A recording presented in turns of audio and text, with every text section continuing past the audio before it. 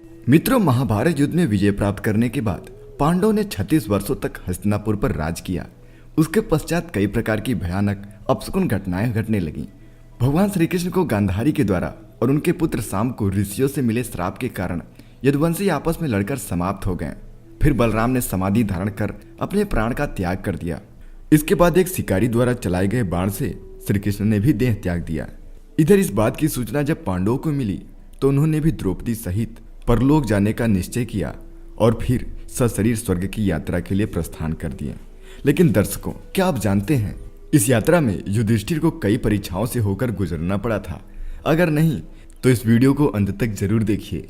नमस्कार दोस्तों, the spiritual inspire channel में आपका एक बार फिर से स्वागत है। दर्शकों, आपको बता दूं कि स्वर्ग की यात्रा पर निकलने से पहले युधिष्ठिर ने युयुत्सु को बुलाकर उसे संपूर्ण राज्य की देखभाल का भार सौंप दिया और अभिमन्यु के पुत्र परीक्षित का राज्याभिषेक कर दिया। इसके बाद पांडवों व द्रौपदी ने साधुओं के वस्त्र धारण किए और स्वर्ग जाने के लिए निकल पड़े। परंतु हस्तिनापुर से निकलने के बाद रास्ते में पांडवों के साथ एक कुत्ता भी उनके पीछे पीछे चलने लगा। यह देखकर अर्जुन, भीम, नकुल और सहदेव को बड़ा ही आश्चर्य हुआ। तब युधिष्ठिर ने उन्हें बताया कि यह मेरा स्वामी भक्त कुत्ता है।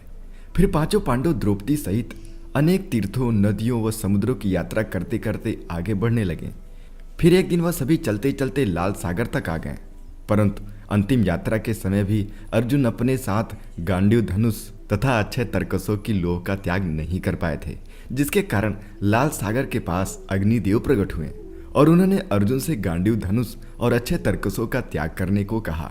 तब अर्जुन को न चाहते हुए भी इन दोनों का त्याग करना पड़ा। फिर पांडवों ने पृथ्वी की परिक्रमा पूरी करने की इच्छा से उत्तर दिशा की ओर यात्रा आरंभ की। इस तरह यात्रा करते करते पांडव हिमालय तक पहुंच गए, जहां उन्हें केदारनाथ में शिव के दर्शन हुए और उन्हें बंधु बांधवों की हत्या के पाप से मुक्ति मिली। फिर भगवान शिव ने उन्हें स्वर्ग का मार्ग बताया। पांडव आगे बढ़े तो उन्हें बालू से भरा समुद्र दिखाई पड़ा। इसके बाद उन्होंने सुमेरु पर्वत के दर्शन किए। फिर सभी सशरीर स्वर्ग की ओर बढ़ने लगे। तभी इंद्रदेव वहां प्रकट हुए और उन्होंने पांडवों से कहा, मैं तुम लोगों को लेने आया हूँ। तब युधिष्ठिर ने कहा, प्रभु क्षमा करें, हम लोग आपके साथ स्वर्ग नहीं जा सकते, क्योंकि हम सभी मनुष्य हैं और हमारे लिए अपने बल पर ही स्वर्ग तक की यात्रा करना उचित होगा। युधिष्ठिर के मुख से ऐसी बात सुनकर देवराज इंद्र प्रसन्न हुए और वहां से चले गए। उसके बाद पांचों पांडव, द्रौपदी और वह कुत्ता तेजी से आगे बढ़ रहे थे। तभी द्रौपदी लड़खड़ाकर गिर गई। यह देखकर भीम ने युधिष्ठिर से पूछा कि द्रौपदी ने कभी कोई पाप नहीं किया, तो फिर क्या कारण है कि वह सबसे पहले नीचे गिर पड़ी? तब युधिष्ठिर ने कहा कि द्रौपदी हम सभी में अर्जुन को सबसे अधिक प्रेम करती थी, इसलिए उसके साथ ऐसा हुआ। ऐसा कहकर युधिष्ठिर द्रौपदी को देखे बिना ही आगे बढ़ गए। फिर थोड़ी देर बाद सहदेव भी गिर पड़े।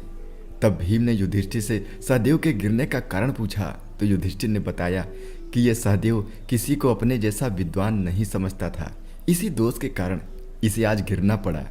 इसी तरह कुछ देर बाद नकुल भी गिर पड़े। फिर भीम के पूछने पर युधिष्ठिर ने बताया कि नकुल को अपने स्वरूप पर बहुत अभिमान था, इसलिए आज इसकी यह गति हुई है। उसके थोड़ी देर बाद अर्जुन भी गिर पड़े। यह देख युधिष्ठिर ने भीमसेन को बताया कि अर्जुन को अपने पराक्रम पर अभिमान था। अर्जुन का मानना था कि वह एक ही दिन में शत्रुओं का नाश कर देगा, लेकिन वह ऐसा कभी कर नहीं पाया और इसी अभिमान के कारण ही अर्जुन की आज यह हालत हुई है। ऐसा कहकर युधिष्ठिर आगे बढ़ गए। उसके बाद थोड़ी आगे चलने पर भीम भी गिर गए। जब भीम ने युधिष्ठिर से इसका कारण पूछा तो उन्होंने बताया कि तुम खाते बहुत थे और अपने बल का झूठा प्रदर्शन करते थे, इसलिए तुम्हें आज भूमि पर गिरना पड़ा। यह कहकर युधिष्ठिर आगे चल दिए। अब केवल वह स्वामी भक्त कुत्ता ही उनके साथ चल रहा था। थोड़ी देर चलने के बाद युधिष्ठिर कुत्ते के साथ स्वर्ग के द्वार पर पहुंचे, जहां धर्मराज ने उन्हें यह कहते हुए रोक लिया कि युधिष्ठिर, तुम्हारे साथ यह कुत्ता स्वर्ग में प्रवेश नहीं कर सकता। धर्मराज की यह बात सुनकर युधिष्ठिर ने कहा कि यह कुत्ता मेरा परम भक्त है, इसलिए इसे भी मेरे साथ स्वर्ग आने की आज्ञा दीजिए। लेकिन उन्होंने ऐसा करने से मना कर दिया। परंतु जब काफी देर तक समझाने पर भी युधिष्ठिर कुत्ते के बिना स्वर्ग जाने के लिए नहीं माने, तो कुत्ते के रूप में यमराज अपने वास्तविक रूप में आ गए। दर्शकों, आपको बता दूं कि युधिष्ठिर जिस कुत्ते को पूरे रास्ते अपना स्वामी भक्त कुत्ता समझ रहे थे, वास्तव में वह कुत्ता मृत्यु के देवता यमराज थे। योगेश्वर को अपने धर्म में स्थिर देखकर यमराज यानी धर्मराज बहुत प्रसन्न हुए। इसके बाद धर्मराज युधिष्ठिर को अपने साथ स्वर्ग ले गए। परंतु स्वर्ग पहुंचकर युधिष्ठिर को यह देखकर बड़ा ही आश्चर्य हुआ कि वहां दुर्योधन एक दिव्य सिंहासन पर बैठा है, जबकि उनके चारों भाई वहां नहीं हैं। युधिष्ठिर ने देवताओं से कहा कि मेरे भाई तथा द्रौपदी जिस भी लोक में गए हैं, मैं भी उसी लोक में जाना चाहता हूँ। मुझे उनसे उत्तम लोक में नहीं रहना। तब देवताओं ने कहा कि यदि आपकी ऐसी ही इच्छा है तो आप इस देवदूत के साथ चले जाइए, ये आपको आपके भाई के पास पहुंचा देगा। युधिष्ठिर उस देवदूत के साथ चले गए। उसके बाद देवदूत युधिष्ठिर को ऐसे मार्ग पर ले गया जो बहुत ही दुर्गम और खराब था। उस मार्ग पर चारों ओर घोर अंधकार फैला हुआ था। सभी ओर लाशों का अंबार लगा हुआ था जिनसे दुर्गंध आ रही थी। इसके अलावा लोहे की चोंच वाले कौवे और गिद्ध मंडरा रहे थे। वह असीपत्र नाम का नरक था। वहां की दुर्गंध से तंग आकर युधिष्ठिर ने देवदूत से पूछा कि हमें इस मार्ग पर और कितनी दूर चलना होगा और मेरे भाई कहाँ हैं। युधिष्ठिर की बात सुनकर देवदूत बोला कि देवताओं ने कहा था कि जब आप थक जाएं तो आपको वापस लौटा लाऊं। यदि आप थक गए हों तो हम पुनः लौट चलें। युधिष्ठिर ने ऐसा ही करने का निश्चय किया, परंतु जब युधिष्ठिर वापस लौटने लगे तो उन्हें दुखी लोगों की आवाजें सुनाई दी। वे युधिष्ठिर से बार बार कुछ देर और वहीं रुकने के लिए कह रहे थे।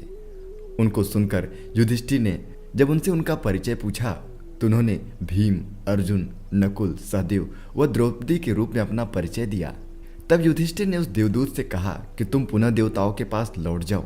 मेरे यहाँ रहने से यदि मेरे भाइयों को सुख मिलता है तो मैं इस दुर्गम स्थान पर ही रहूंगा। इसके बाद वह देवदूत यह बात जाकर देवराज को बता दी। फिर कुछ क्षण पश्चात सभी देवता भी युधिष्ठिर के पास आ गए। देवताओं के आते ही वहां सुगंधित हवा चलने लगी। चारों ओर उजाला हो गया। यह देख युधिष्ठिर ने देवताओं से पूछा कि हे देवगण, मुझे पहले यह बताइए कि यह सब क्या है। तब देवराज इंद्र ने युधिष्ठिर को बताया कि तुमने अश्वत्थामा को मारने की बात कहकर छल से द्रोणाचार्य का वध करवाया था। इसी परिणाम स्वरूप तुम्हें भी छल से ही कुछ देर नरक के दर्शन करने पड़े। अब तुम मेरे साथ स्वर्ग चलो, वहां तुम्हारे भाई व अन्य सभी वीर पहले ही पहुंच गए हैं। इसके बाद देवराज इंद्र के कहने पर युधिष्ठिर ने देव नदी गंगा में स्नान किया। स्नान करते ही उन्होंने मानव शरीर त्याग करके दिव्य शरीर धारण कर लिया।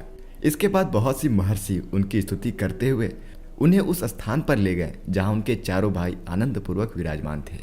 फिर वहां युधिष्ठिर ने भगवान श्री कृष्ण के दर्शन किए। फिर उन्होंने देखा कि अर्जुन उनकी सेवा कर रहे थे। युधिष्ठिर को आया हुआ देखकर श्री कृष्ण व अर्जुन ने उनका स्वागत किया। इसके बाद युधिष्ठिर ने देखा कि भीम पहले की तरह शरीर धारण किए वायु देवता के पास थे। कर्ण को सूर्य के समान स्वरूप धारण किए देखा और नकुल व सहदेव को अश्विनी कुमारों के साथ देखा। फिर देवराज इंद्र ने युधिष्ठिर को बताया कि ये जो साक्षात भगवत लक्ष्मी दिखाई दे रही हैं, इनके अंश से ही द्रौपदी का जन्म हुआ था। इसके बाद इंद्र ने महाभारत युद्ध में मारे गए सभी वीरों के बारे में युधिष्ठिर को विस्तार पूर्वक बताया। इस प्रकार युधिष्ठिर ने अपने भाई व अन्य संबंधियों को वहां देखकर बहुत प्रसन्नता अनुभव की। तो दर्शकों, आशा करता हूँ आपको महाभारत से जुड़ी यह कथा पसंद आई होगी। अगर पसंद आई तो इसे ज़्यादा से ज़्यादा लाइक करें, अपने दोस्तों के साथ शेयर करें और ऐसे ही आध्यात्मिक और पौराणिक कथाओं की जानकारी के लिए द स्पिरिचुअल इंस्पायर चैनल को अभी सब्सक्राइब करें।